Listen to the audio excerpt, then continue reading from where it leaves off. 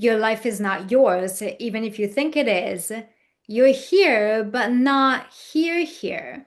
Modern civilization has permanently altered human life to the point that we don't recognize ourselves anymore. I'm not talking about data mining or privacy wars. I'm talking about something far more fundamental: ownership of your own self. Something you're being stripped of and that you must recover before it's too late. We're living lives that are ours and calling them our own. We've lost what it means to have ownership over ourselves, and most people don't even notice. Because modern life doesn't just influence you, it organizes you from the outside in. And the more externally defined you become, the less your life feels like yours. There's a reason narcissists are so dangerous. They understand something most people don't. They understand that they don't need to physically control you. They only need to get inside your head. And once that happens, you don't belong to yourself anymore.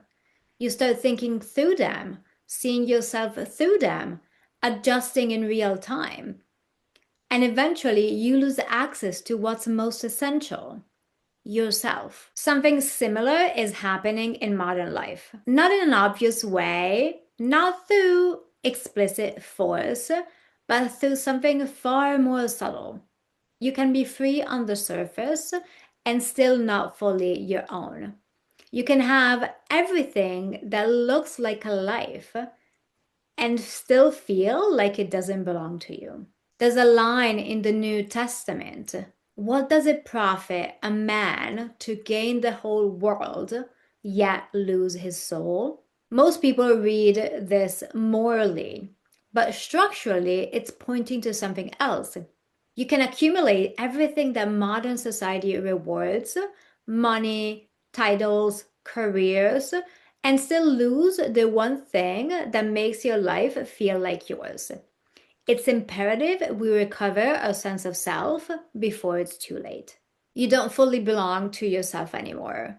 Not because you did something wrong, but because you exist inside modern structures of power designed to control you. Your data is tracked, your behavior is monitored, your attention is captured. That's already serious enough. But there's more at a deeper level. If you really pay attention, you notice that your life is defined by externals: titles, credentials, roles, identity markers, relationships. Your job, who your dad is, who you're friends with, and also your social class, your gender identity, your tax bracket. If you try to put all these things together, you discover that you are nowhere to be found. You'll discover that you're not self-determined anymore, and maybe you've never been. This doesn't happen accidentally, but structurally. It's the result of the Industrial Revolution. There was a time when we didn't have to think about being self-determined, we just were. Animals don't have to think about being self-determined, they just live their life. But that's not the case anymore. Now you anticipate, you adjust, you position before you even act. You think you have freedom of choice, but you don't. You move, but you don't choose. I saw this very clearly while getting my PhD. When I wrote my Ivy League dissertation on madness, movies, and theology, I knew it was one of the best pieces of work my advisors had ever read. And I also knew I was in trouble because it didn't fit. It was too creative to fit into rigid academic parameters, but too rigorous to be considered art. I felt this incredible pressure to make it legible, to position it, to align it, to speak the dominant language. And to be completely honest, I wasn't resisting that pressure. I wanted to comply. I wanted to fit in. There was a time when I wanted nothing more than to have my place inside the establishment, to be recognized, to be validated, to become an esteemed professor. That's how it works. This pressure is not exerted through force, but through the compulsion to comply.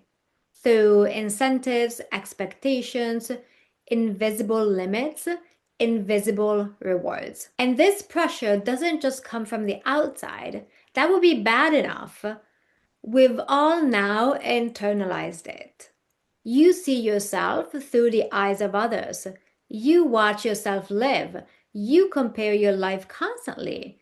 You perform your identity instead of living it.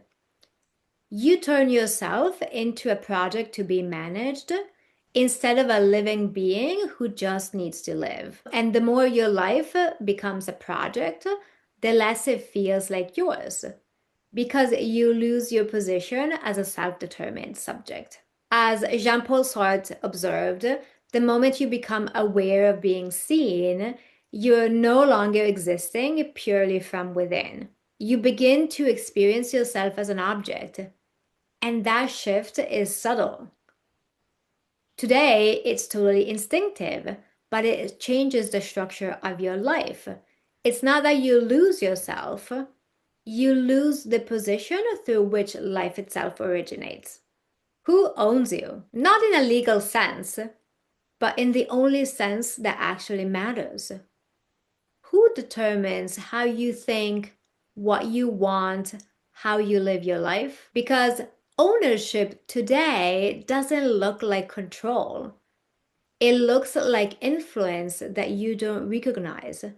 Modern society doesn't need to own you directly. It doesn't need to make you explicitly a slave, but it shapes the conditions through which you exist. And once it does that, ownership becomes structural. You stop owning yourself and you start belonging to the system. Modern society organizes how choices are made. Opinions are not just formed, they're shaped within the fields of visibility, acceptability, and reception. We don't think original thoughts anymore. We think what will get approval, what exists within pre-established parameters, left and right, liberals and conservative, pre-existing constructs of class, gender, and race. Preferences are not innate to the person anymore. They emerge from what is already legible and trendy. Life is no longer just lived. It is structured in ways that can be seen, interpreted, and positioned. Even the most ordinary actions are not neutral anymore. The clothing you wear, the places you visit, experience is mediated. Desire is guided by what's current. You don't want what you want what others want. There's no authenticity anymore. What appears as personal inclination is often already predetermined. And the scariest part, none of this appears as imposition because it doesn't operate through direct force. It operates by pre-structuring the field within which we exist. And within that field, you align, you adapt, you organize yourself accordingly. That's what structural ownership looks like. Not command, but configuration. You don't give up ownership in one moment.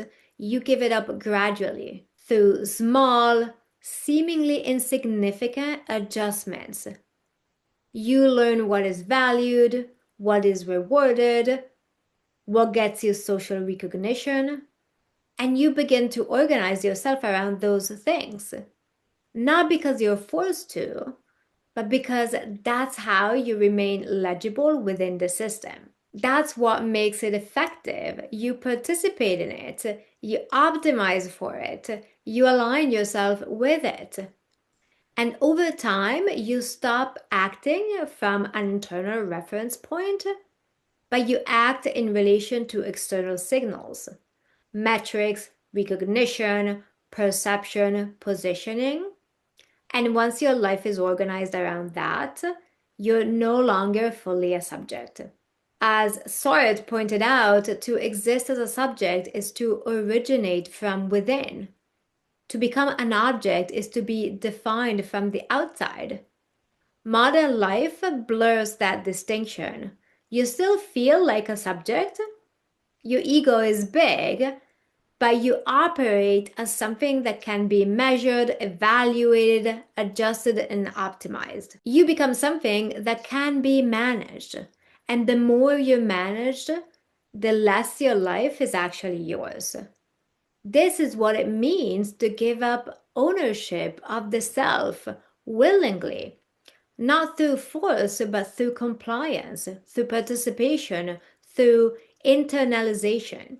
You don't resist it, you build your life with it, and you call it normal.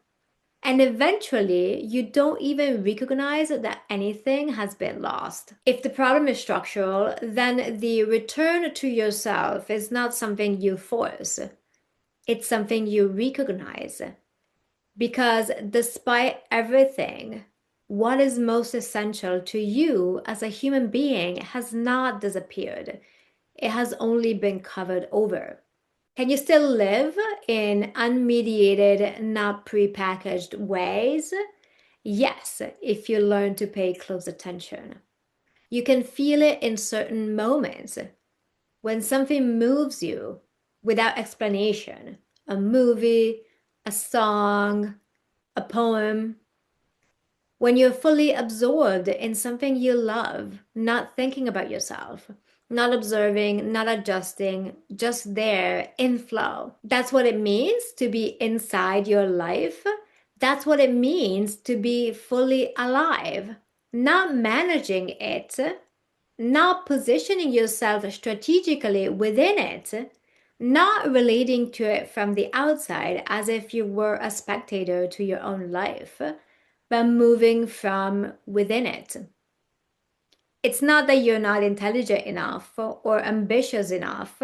It's that modern life makes it very hard to be self-directed from within, to be in contact daily with what makes life feel like living. This type of contact doesn't require mediation. It doesn't ask, how does this look?